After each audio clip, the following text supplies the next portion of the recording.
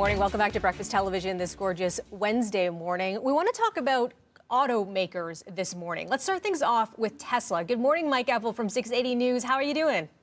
Good. Melissa, how are you? Terrific, thanks. So Tesla, what's happening? Yeah. This has been one of the big stories of the year. Tesla's performance, not just from its sales perspective. It's actually maintained some pretty strong sales results despite the fact that the global economy was shut down for the COVID-19 outbreak. At the same time, Tesla's share price has gone up exponentially. It's jumped more than 230% year to date. This morning, it's above $1,400. And just last night, they announced plans for this 5-for-1 stock split. Yeah, what does that mean? Well, basically, if you own one share of Tesla, you'll end up with 5 when they split this as of August 31st. And what it will do is, rough calculation, it'll bring it down to about $300 a share, make it a little bit more psychologically affordable for the average investor to say, I want to buy some shares of Tesla. Okay. Because if it's at $1,400, then you say, well, I can only afford, 10, or as opposed to maybe a larger holding.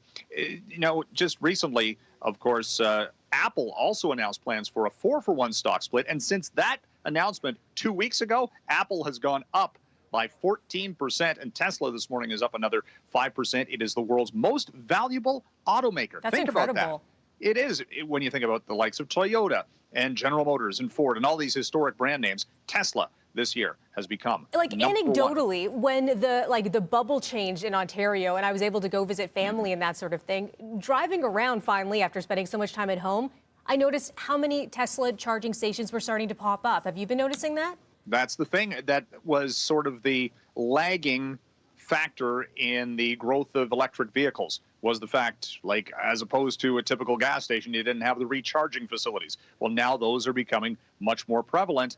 And was that the game changer as the price point came down for the vehicles and more? Because it was always range anxiety, right? That you wouldn't have a place to charge the car if you ran out of electricity. Now, of course, you can charge it overnight or what have you, and they have a much longer range than they used to. And that's not the only auto news that's happening today. There's still some contract talks going on.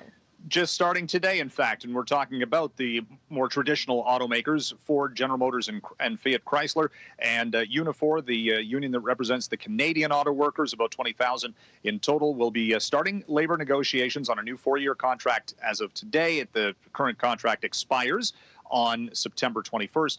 And what, since the last contract was signed, the landscape in this country has changed. General Motors Oshawa effectively shut down. They're looking for will focus on Ford Oakville, getting some new product into that assembly line.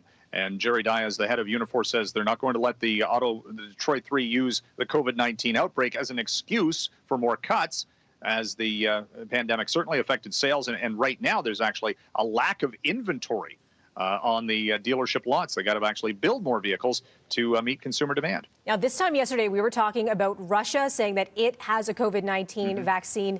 And now there's some news about a vaccine in the U.S. Yeah, and a lot of criticism as well about how Russia rolled that out without, the traditional testing phases. Moderna out of Massachusetts has been one of the U.S. companies at the forefront of COVID-19 vaccine testing. They've inked a contract worth $1.5 billion with the U.S. government. If, in fact, theirs proves to be effective, it's got the backing. This company's got the backing of the Canada Pension Plan Investment Board. So there's a Canadian tie to this.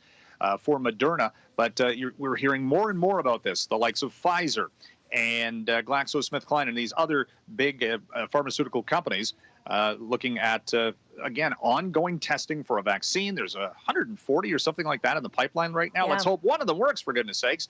Still, though, lots of time will be needed to make sure that they are effective and safe. And during this time, it's always nice to have something to look forward to, and there's something for gamers to look forward to right now. Considering, where we've been with the pandemic, we want hope, obviously, and of course we want to get there, but also have all of the testing required. And keep in mind, this is so much faster than it's ever been in history. The development of vaccine, typically it takes years. Now we're into months, right? Because they've got supercomputers and all of these things that are ramping things up. It's like technology. It's exponentially faster than it has ever been, and that's fortunate if, in fact, we get something that works. The world energy is on it right now. Thanks so much for that, Mike Eppel. Nice talking to you this morning.